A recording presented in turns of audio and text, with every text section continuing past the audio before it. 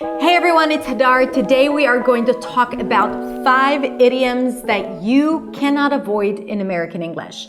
Idioms are short expressions that usually their meaning is very different than the literal meaning of the phrase or the expression. Today we are going to talk about the pronunciation of the idiom, we're going to talk about the meaning, and I'm going to give you some example sentences, and then you will have an exercise to come up with your own sentences with that specific idiom. If you are new to my channel, then hi, my name is Hadar. I'm a non-native speaker of English, and I am here to help you speak English with clarity, confidence, and true freedom. Check out my website for a lot of free content and resources at hadarshemesh.com. You can also follow me on all these channels for daily lessons on social media. The first idiom that I'm going to teach you is barking up the wrong tree. Nice connected speech practice here, and also a really cool idiom. The definition of this meaning is to focus on the wrong thing or make a wrong assumption about something. Now, it's often used when someone is blaming the wrong person for taking the wrong approach, okay? So if I'm blaming you for not doing your chores, but you've done your chores all day long, then, and I keep nagging you about it, then you need to tell me, Hadar, you are barking up the wrong tree. Okay? To pronounce this phrase, you want to connect the words together. Barking up. The stress is on up. Barking up the wrong, connect those two words together. Tree. TR together turn into a ch sound. Tree. Barking up the wrong tree. You're barking up the wrong tree. For example, I think you're barking up the wrong tree with that accusation, my friend. Or, if you're looking for help, you're barking up the wrong tree asking Jane. It's not her fault. It's not her responsibility. Don't do that. Don't talk to Jane. You're barking up the wrong tree. He's barking up the wrong tree if he thinks I'll help him cheat. Okay? I'm not a cheater. It's not aligned with my values. He's barking up the wrong tree if he thinks I'll help him cheat. Barking up the wrong tree. Right now I have a task for you in the comments. Either write a sentence with the phrase, he's barking up the wrong tree, or give me a specific situation where you might say that. Okay? Maybe a situation that you've had in the past that you could have used you're barking up the wrong tree. The next phrase is to beat around the bush. Beat around the bush. To beat around the bush is to avoid addressing the main issue directly. It's often used when someone is hesitant to talk about something uncomfortable. So they're talking about all these other things, but not about the one thing that we're here to discuss or they want to talk about. Maybe they're uncomfortable, maybe they're shy, maybe it's a little difficult, okay? So to beat around the bush. And the pronunciation is beat around. So we have a flap T there, beat around, beat around. D connects to the TH. The TH is really small here because it's a function word. Beat around the bush, not bush, bush, lacks cook, look, book. To beat around the bush. Examples. Stop beating around the bush and just tell me what happened.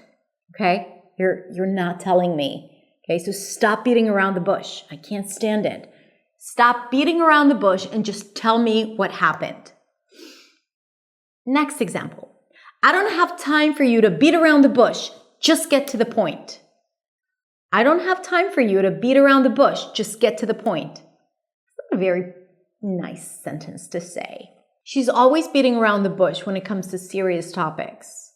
She's always beating around the bush when it comes to serious topics. Okay, so now it's your responsibility to put it into action. So write one sentence with the idiom beat around the bush, or write a certain situation where you might use this idiom, or you could have used it in the past. Okay? The next one is get your ducks in a row. To get your ducks in a row is to get organized and prepared, and usually this is used when someone needs to focus and get their things in order before moving forward. So for example, if you want to improve your English, you have to plan and get your ducks in a row before you can actually see tangible results. Here you have connected speech and sound assimilation. So it's get your. When the T appears before a y sound, what happens is that you get a little bit of a ch sound in American English. Get your ducks in a row. In. Lax in a row. And you connect the whole phrase together. Get your ducks in a row. Examples. You can't start the project until you get your ducks in a row. I need to get my ducks in a row before the presentation tomorrow. She's usually all over the place, but she managed to get her ducks in a row. And now she's all set.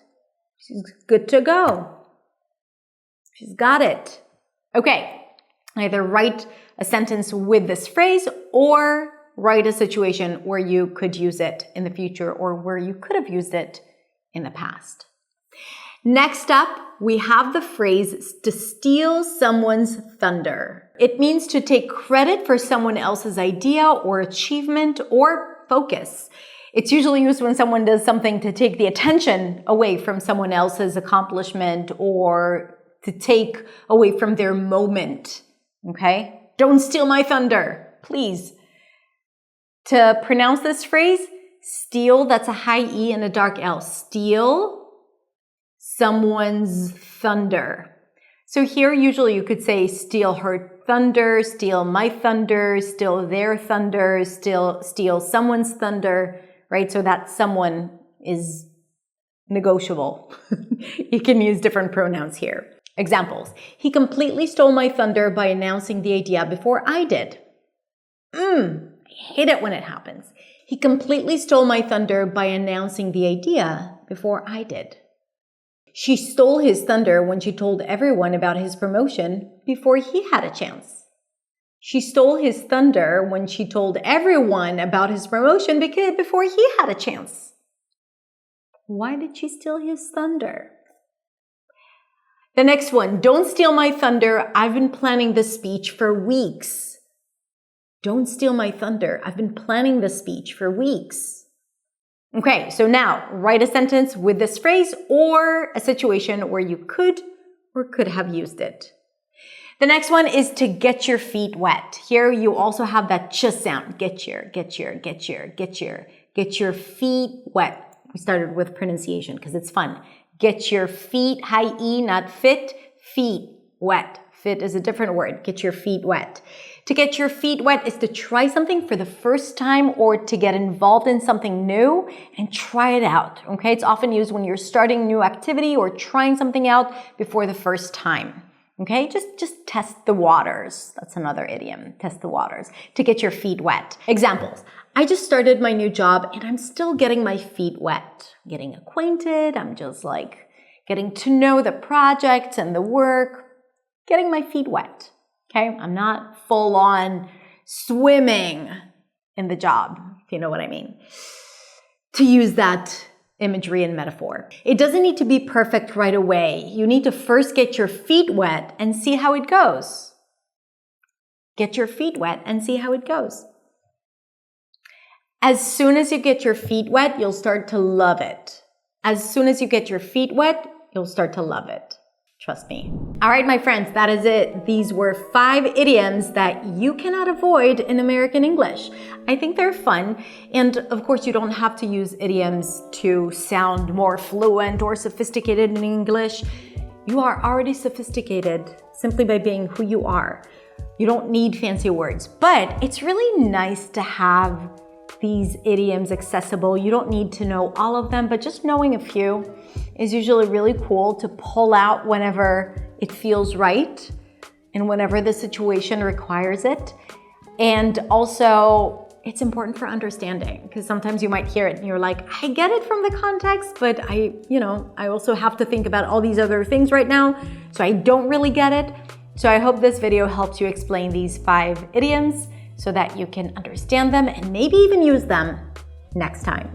Remember, to be able to use something confidently, you have to say it out loud quite a few times, more than the times that we've said those idioms in the video. So just say them out loud again and again and again. I'm going to write them down all in the description or the show notes if you're listening to the podcast. And then really think of situations where you can use them and even simulate the conversation, say it out loud. That is how you make it stick. That is how it's going to stay in your head and stay accessible, so you'll be able to retrieve it whenever you need it. That was a rhyme. It wasn't a rhyme because it was just the same word twice. Anyway, I hope you enjoyed it. Have a beautiful, beautiful rest of the day, and I will see you, my friends, in the next video. Bye.